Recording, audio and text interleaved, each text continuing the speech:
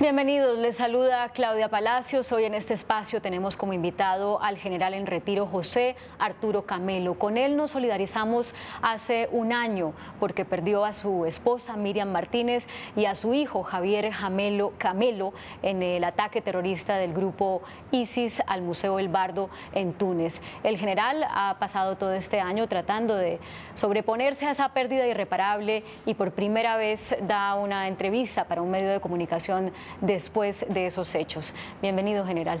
Gracias, Claudia. Cuando lo llamé hace unos días para proponerle estar en este espacio, lo noté dudoso, pero me dijo una frase que me quedó sonando. Me dijo, por algo quedé vivo. ¿Por qué cree que quedó vivo? Bueno, yo todavía no tengo la explicación completa. Yo dudé cuando me propusiste la entrevista porque traté de mantener, digamos, esa reserva tan interna que se tiene cuando pues se sufren cosas tan terribles como esta, considerar algo muy personal. Yo pensé que esto no debería difundirse en ningún medio, más aún cuando lo primero que me sucedió a mí en Túnez fue haber sido acosado por periodistas.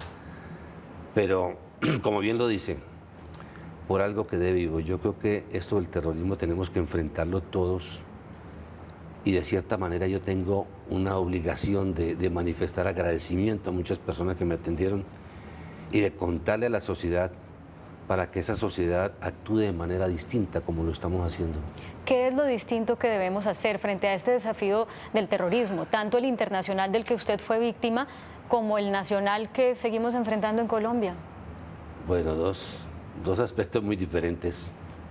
En el ámbito internacional, o como humanidad, nosotros tenemos que hacer algo en contra de estos movimientos radicales, desde la familia, las instituciones, el Estado colombiano, los organismos internacionales pueden hacer mucho, se debe hacer mucho.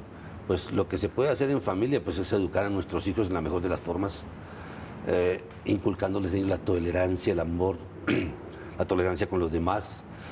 Nuestro Estado tiene herramientas para la educación de las personas, para concientizar a una sociedad. Esas herramientas las tiene un Estado. Los organismos internacionales tienen que manifestarse, no porque me haya sucedido a mí, tienen que manifestarse porque para eso están concebidas.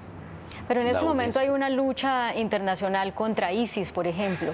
Sí. Ha habido bombardeos, pero seguimos viendo cada mes, cada 15 días, un ataque tras de otro. ¿Esa es la manera de acabar ese terrorismo internacional? Pero es una parte, pero no lo es todo. Realmente el terrorismo radical, cuando ya se ha manifestado de esa forma, sí tiene como una herramienta para extinguirlos el ataque, los ataques aéreos que se están presentando. Pero hay muchas otras cosas que se pueden hacer. Vea, por ejemplo, las famosas conferencias de emergencias o extraordinarias que se hacen en Organización de Naciones Unidas, se hacen por otras cosas. Por ejemplo, por la ocupación de territorios palestinos o por la situación de la infancia, aunque es importante. Vea este caso que amenaza a la humanidad. No ha sido motivo de una reunión de urgencia, por ejemplo, por parte de Naciones Unidas. Solamente eso. Es paradójico que usted o su familia haya sido víctima del terrorismo internacional, tratándose de una familia que ha crecido haciéndole frente al terrorismo nacional. Usted es general de la República, fue tropero hasta cierto grado de su carrera militar, pero ha estado siempre ahí en los temas de la justicia penal militar. ¿Alguna vez, cuando estaban planeando ese viaje y su hijo y su esposa decidieron vamos a Túnez, usted dijo, uy, mejor allá no, porque podría pasar algo, ¿no? Son momentos en la familia donde se toman algunas decisiones y las decisiones que se tomaron las hicieron ellos dos. Yo creo que estaba predeterminado que ellos dos se fueran, porque yo en eso no me metí, ellos planearon su viaje. Y lo hicimos con el motivo de la graduación de mi hijo como en un MBA en Madrid. Después de que pues, estaba trabajando en Australia, luego se trasladó a Londres para facilitar su estudio de MBA y nosotros como familia pues quisimos darle a él algo diferente a lo que hubiera hecho. Él le gustaba mucho viajar, era un viajero de vocación, pero no había tenido nunca un crucero. Entonces dijimos, pues sorprendámoslo con un crucero. Y ellos delimitaron todos los pasos por donde debían pasar. Ellos dijeron, escogemos este crucero. El temor por desembarcar en Túnez, pues, es un presentimiento muy lejano, de pronto lo pude haber sentido, pero no de esa manera, como nunca pensé que pasara algo en Túnez, porque en Túnez nunca había pasado nada. Túnez fue un país, al contrario, que manifestó su decisión de pasar a la democracia en un momento determinado, y fue el inicio de lo que se llamó después la primavera árabe. Es decir, para nosotros, o para mí, era el nacimiento de una democracia, era la manifestación de una nueva cultura en un pueblo. Pero además usted me contaba que incluso tienen fotografías que se tomaron porque les llamó la atención que simbólicamente las religiones convivían en Túnez, las diferentes religiones. Cuénteme de eso. Fotos anteriores al momento trágico tuvieron esa motivación. Miriam, Javier y yo nos tomamos fotografías frente a puertas en un barrio, creo que es el barrio Medina, cerca al museo, donde nos pasaron los guías de turismo, donde aparecían los dibujos de la cruz, la media luna, los símbolos islámicos, y eran un motivo como de orgullo de los habitantes, que nos mostraban a nosotros cómo convivían las distintas religiones en una época determinada. Eso a nosotros nos pareció curioso, nos pareció bonito, nos fotografiamos, estábamos felices con eso. O sea, casi que usted hubiera pensado que les hubiera podido pasar en cualquier otro punto del viaje, pero menos en Túnez, ¿no? Menos allá. Cuando pasa todo, que como ha trascendido en los medios, usted va a buscar un baño, oye el tiroteo, y cuando sale, pues es que ya se da cuenta de lo que ha pasado. No sabíamos, y usted me contó hace unos días, que pasaron realmente 3 horas entre que usted sale de ese baño y usted encuentra los cuerpos de su esposa y de su hijo en el piso. Esas fueron 3 horas de esperanza, me imagino, deben estar vivos. ¿Cómo fue ya el encuentro con la realidad general? Bueno, yo permanecí en el museo muy poco tiempo después de que escuché los disparos.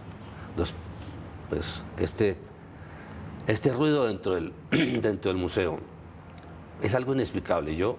Nosotros habíamos terminado la visita al museo en el 3er piso. El guía nos dijo, nos vemos en el 1er piso, en el hall de la entrada, para dirigirnos a los buses. Cuando yo estaba en el 1er piso, sentí un dolor de estómago, inexplicable, porque yo no había comido nada y porque no me pasa a mí eso. Fui al baño, efectivamente. Cuando yo salí del baño, vi las personas corriendo y escuché los disparos. Yo no permanecí mucho tiempo porque me refugié en un lugar lateral del museo y fui el último que entró, y dentro del lugar donde yo me refugié había personas atrás, entonces yo estaba como apretando a los demás y era el último que había quedado. Yo alcancé a asomarme y vi 2 terroristas y uno de ellos me vio a mí. Momentos impresionantes, porque yo recuerdo que alcancé a cerrar los ojos esperando que se dirigieran hacia allá, y recibí el impacto. Yo debía morir. Pero inexplicablemente volví a asomarme y ya los terroristas que estaban en el lado izquierdo, donde estaba yo, y yo estaba en un pasillo, ya no estaban. Se habían dirigido hacia el fondo del museo, es decir, hacia el frente. Después yo, analizando los hechos, dije, pues yo creo que un terrorista pues no se va a un callejón donde estaba yo, porque seguramente muere. Queda encerrado. Queda encerrado.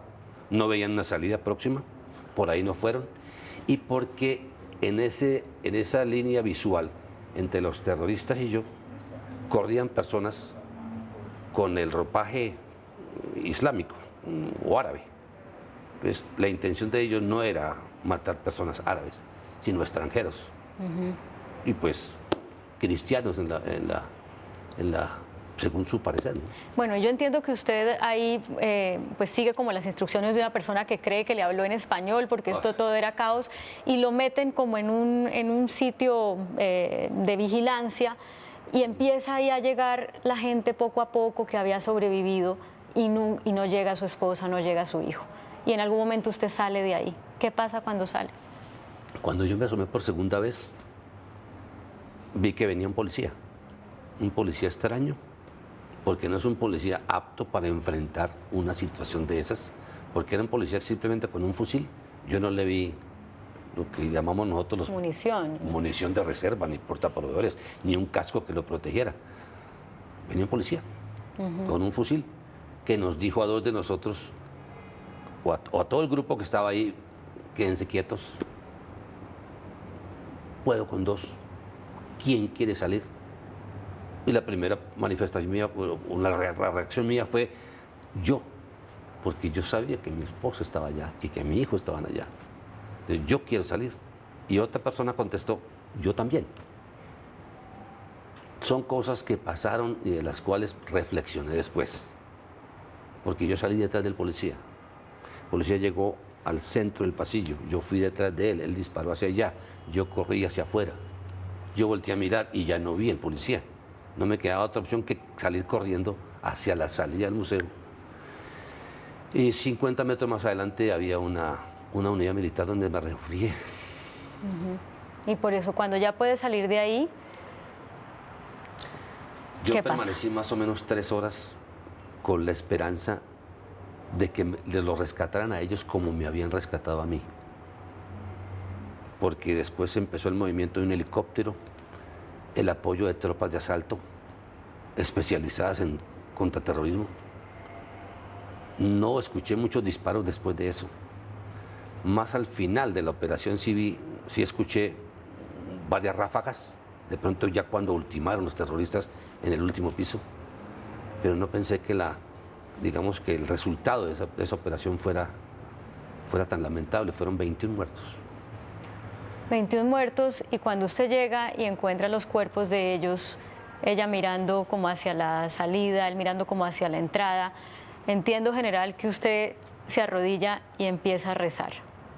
Sí, yo salí de la unidad militar porque a mí nadie me dijo nada. Fue una situación muy impresionante, caótica, donde no se sabe qué hacer, porque nadie hablaba español, nadie hablaba inglés, solamente algunos cultos, algo de francés, pero el común era el árabe. Entonces yo no podía pedir instrucción de nada. Simplemente salí de la unidad militar porque vi que los demás salieron y porque escuché que los buses de turismo ya prendían motores para arrancar del parqueadero. Entonces por eso salí sin nadie. Nadie me ayudó, nadie me entendía. Salí de la unidad militar que estaba frente al museo y empecé a ver cadáveres de personas regadas en ese espacio. Con la trágica, pues, aparición de eso. 2 cadáveres limpios, los únicos 2 cadáveres limpios que había en todo ese escenario eran los 2. En un principio pensé que podían estar heridos, porque yo no los vi a ellos destrozados como estaban los demás. Yo los vi limpios.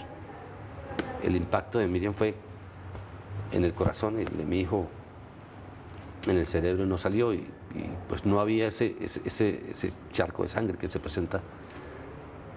Y sí, claro, yo me arrodillé, abracé a mi esposa, volteé a mirar, estaba mi hijo.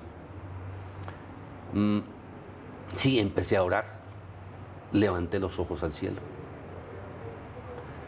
empecé a rezar el Padre Nuestro, pero ahí sentí temor cuando estaba ya en las primeras frases, porque yo estaba en un país islámico y había sido atacado por ese motivo. Entonces tuve que bajar la cabeza al piso, decirme, besar la tierra y seguir orando. Esa es tal vez la foto que aparece por ahí en algunos medios de comunicación, que estoy yo con la cabeza hacia el piso, porque me dio temor. Y yo estoy orando hacia el cielo, es posible que de pronto me pase algo aquí. Claro. General, hay unas imágenes de cómo lo atienden a ustedes, lo reciben, creo que las autoridades en Túnez, luego cómo también la Cancillería le ayuda a traer los cuerpos de su esposa y de su hijo. Y bueno, quedan esas fotos muy lindas de ese momento, ¿no? De ese viaje de turismo que era una celebración. Usted dice que su esposa y su hijo eran como almas gemelas. Sí. Los 2 se hablaban todos los días, a pesar de la distancia. O sea que cuando usted estaba, cuando su hijo estaba, usted no existía para Miriam. Yo le conté eso, Claudio, cuando estábamos los 3, yo era un 0 a la izquierda. Y yo esa posición la respetaba porque yo los veía felices. Yo era feliz viéndolos felices a ellos dos. Entonces, para mí no es estar marginado, para mí es estar en una buena posición. Los dos se amaban muchísimo. Sí. Usted llega aquí, general, y se vuelve pues papá, mamá de su hijo menor. Sí. ¿Cómo ha sido este año? Usted me contaba que se trajo el perro que su hijo mayor tenía en Australia, ¿verdad? Usted pasó un dato que no quiero dejar de apercibido, ¿verdad? Hablamos de la atención que me hicieron allá. Yo agradezco mucho y esta es una oportunidad para agradecer el papel que jugó la Cancillería. Ese sentido de humanidad de nuestra canciller, de María Ángela Holguín, que me llamó varias veces a preguntarme cómo va general. Ya llegaron, porque a mí me mandaron las personas que estaban encargadas, me mandaron el embajador de Argelia y el cónsul de Argelia, un muchacho muy piloso, externadista también como mi hijo. Después terminamos abrazados llorando, que le dije, adiós hijo, que lo conoció. Y el embajador, el doctor Alfonso Soria, me atendieron a las mil maravillas, lo mismo que la traductora que enviaron de Egipto, el señor embajador de París, de Francia en París, el doctor Rengifo, el embajador de España, el doctor Carrillo. Fueron personas que facilitaron mucho las cosas, todo lo que tuvieron que hacer, porque yo no tenía cabeza para nada. Fue muy afortunado Aunque usted. Yo tenía el seguro, tenía todo lo que uno prevé en un viaje, pero yo no tenía cabeza para nada. Yo tuve que ser asistido a unas personas muy eficientes y que mostraron un sentido de humanidad maravilloso para conmigo. Bueno, entonces decíamos este año pues muy difícil, ¿no? Llegar a la casa, encontrar la casa sin ellos, los recuerdos de ella. Usted me hablaba de cómo el amor va madurando y cómo estaban en una etapa muy linda de ese matrimonio. Es un tiempo, el tiempo que viene después de eso, cuando las cosas pasan, es un tiempo de reflexión, es de mucho pensar. Usted me está viendo a mí con 8 kilos menos, Claudia. Tenía 10 kilos menos, ya he recuperado 2. Y eso es de pensar, de reflexionar sobre lo que pasó. Sí, la ausencia de ella y de él también, pues, terrible, angustioso. Uno no sabe qué hacer, en quién buscar esperanza, con psicólogo, con psiquiatra, con Monseñor Alirio López, que al mismo tiempo era el asesor espiritual de ella, que fue siempre su guía. Encuentra uno apoyo en muchas personas, a quienes les agradezco muchísimo. Finalmente le agradezco a Dios, que es el que me dio la fortaleza para poder resistir, porque la verdad, esto se justifica para que estuviera loco. Eso, si fuera correspondiente la acción con lo que debo hacer yo debería estar loco. Pero uno tiene que sobreponerse porque hay que hacer otras cosas, como velar por ese otro hijo que quedó.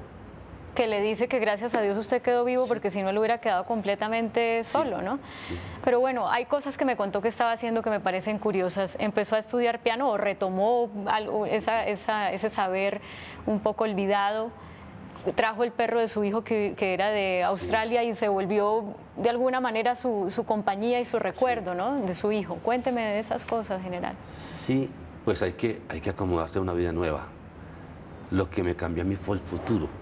Y lo digo en ese sentido, porque el futuro nuestro era más o menos un futuro visualizado. No, Miriam veía su futuro con su hijo y yo detrás de ellos. Y el hermano, él pensaba irse con su hermano a Australia. Muy seguramente nosotros visualizamos tener que pasar los últimos años en Australia, todos juntos. Pues sí, tiene uno que acomodarse a una nueva vida. Tengo que sacar tiempo para cambiar algunas cosas, no para olvidar, nunca para olvidar. Algunas personas me decían a manera de consejo, olvídelo. Sí, consígase otra mujer también. Yo no lo quiero olvidar. ¿Usted piensa rehacer su vida, general, con otra persona? La estoy rehaciendo, Pues debe ser así, creo yo. Pues no la veo fácil. Porque como lo decías, yo llegué al amor maduro. De pronto vas a llegar allá. Si Dios te tiene una buena vida, ojalá lo disfrutes. Porque El amor maduro es aquel amor que ha pasado por las diferentes etapas, ¿no? De la pasión, la compañía, el ayudante, y se llega a la necesidad de vivir con alguien. Esos son esos que pelean porque ha llegado tarde, ¿no? O pelean porque no me ha preguntado, porque no he llegado. Es la necesidad de ver a alguien y compartir con ella toda la vida. Yo le preguntaba a ella, yo le decía a ella, nosotros ya tenemos que morirnos de viejitos. Y no me decía nada. Quién sabe si de pronto presentía o qué, no sé. General, pasando esto pues al plano de Colombia y que hay tantas familias afectadas por el terrorismo en Colombia y ante estos dos actuales procesos de paz, el desafío del perdón está ahí presente para todos los colombianos. Su relación con el perdón respecto a las personas que le quitaron la vida a su mujer y a su hijo, ¿cuál es? Es un caso extraño y yo lo manifesté en las palabras que dirigí en la Catedral Castrense, donde fueron los altos mandos que también me prestaron mucho apoyo. Yo tendría que agradecer y necesitaría más tiempo para eso. En relación con el perdón, yo lo manifesté en las palabras que dirigí, a través de las palabras que dirigí. Yo no sentí odio, es extraño. Yo no sentí odio por esas personas. Eso alguien me concedió esa condición. Yo no sentí odio por esas personas. Cuando fui a reconocer las prendas de ellos a una estación de policía, vi las fotos de ellos. Y yo no sentí odio por esas personas. La verdad que yo no sentí nunca odio por alguien. Dios me ayudó con eso. ¿Cómo se siente hoy? ¿A qué etapa va usted después de este año? Pues colaborar en todo lo que se pueda en la lucha contra el terrorismo, en todo lo que se pueda. Yo alcancé a ir a unas reuniones de una asociación que se llama La Iglesia que Sufre. Ahorita últimamente está analizando toda la cantidad de personas que están falleciendo por causa del terrorismo y por ser cristianos. Tratando de difundir esto en mis estudiantes. Un refugio mío es la academia. Usted sabe que yo me desempeñaba como decano en la escuela militar. Yo soy profesor de Derecho Internacional Humanitario, Derecho Operacional, de contraterrorismo. Difundiéndole esto a la sociedad, creo que contribuyo en muchas cosas, influyendo en que cada persona cambie su comportamiento en pro de evitar esas cosas. Que todos seamos conscientes de educar a nuestros hijos en mejor forma, que las instituciones sean conscientes. Vea cómo las instituciones tuvieron comportamientos distintos, que de pronto de esa enseñanza se puede sacar algún provecho. La Cancillería espectacular, el humanismo que tiene. Pero así no, digamos, no lo critico la Fiscalía, por ejemplo. De la Fiscalía he tenido colaboración aquí en mi país, con personas que también me han mostrado mucho afecto, digamos, en razón de la tragedia. Pero cuando pasó algo allá, cuando sucedieron esos hechos, yo vi cómo llegaban allá personas de la Policía Judicial Española, de Europol, de una firma que se llama Eurojust, para ellos, entre todos, lograr una recolección de pruebas. Y yo en mi Fiscalía colombiana no vi a nadie. Después pregunté aquí y dijo, no, es que nosotros estaríamos en otra jurisdicción. Sucede que el colombiano debe ser protegido en todo el mundo, sobre todo la víctima. Tanto que hablamos de protección de víctimas. Mire cómo los países europeos protegen las víctimas en cualquier lugar del mundo. Que les dieron una indemnización incluso a los españoles que cayeron víctimas de ese ataque. Sí. Solo por ser españoles, aunque no fueron terroristas españoles. Sí, yo concedí una declaración a varias personas, dentro de esas a la Policía Judicial Española. Yo los llamé después para pedirle la referencia del matrimonio español que falleció. Me dijo, no, nosotros no podemos darles información, eso es un caso cerrado. El gobierno español tiene una ley antiterrorista que le concede una indemnización a las víctimas de manera automática, sin investigación administrativa siquiera. General, se nos acaba el tiempo, quedan muchas cosas por hablar con usted, pero le agradezco estos minutos porque seguramente ese mensaje y cómo ese mensaje caiga en todos los televidentes va a justificar o va a responder a esa pregunta que usted se hizo, por algo quede vivo. Muchísimas gracias por estos minutos. Gracias, Claudia, por esta oportunidad. Gracias a ustedes por acompañarnos.